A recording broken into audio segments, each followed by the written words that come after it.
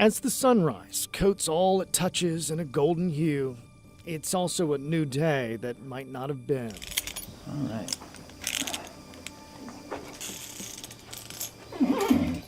Her majestic stature, her muscular body, her eyes that have seen so much. Through the gate she is led. No longer a starting gate, but still a new start.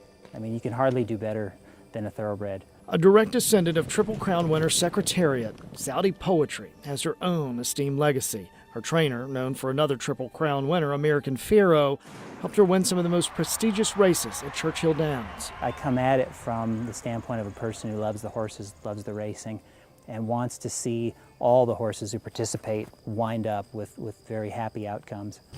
Saudi Poetry, aptly named by the Saudi prince who once owned her, sold several times, each sale more than $1 million. After she was no longer a racehorse, the thoroughbred gave birth to 10 foals, but none lived up to her achievements on the track. When it came to offspring, she was simply seen as a disappointment. So recently, she ended up at auction. She always worried that they could wind up going to one of these slaughterhouse buyers who buy the horses for meat. Or sold to breed again, something potentially fatal for a horse her age. Not an option for Jeff Morris, who is a former trainer and now lives in Apex. He teamed up with longtime friend of Seabiscuit fame, Laura Hillenbrand, to give Saudi Poetry a forever home. There's probably no better way to explain their desire to do that than to refer to the film. Every horse is good for something.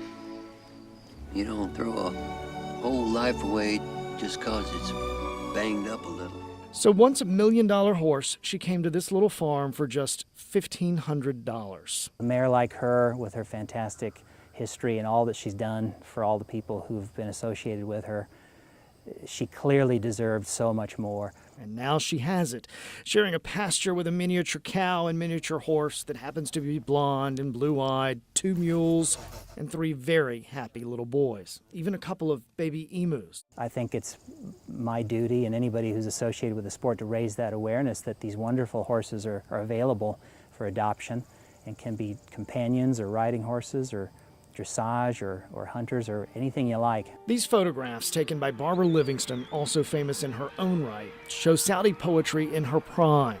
And now, because of people like Jeff and Laura, Saudi Poetry is getting her own just reward. What matters now is she's happy and safe, and she's going to have a very, very good future.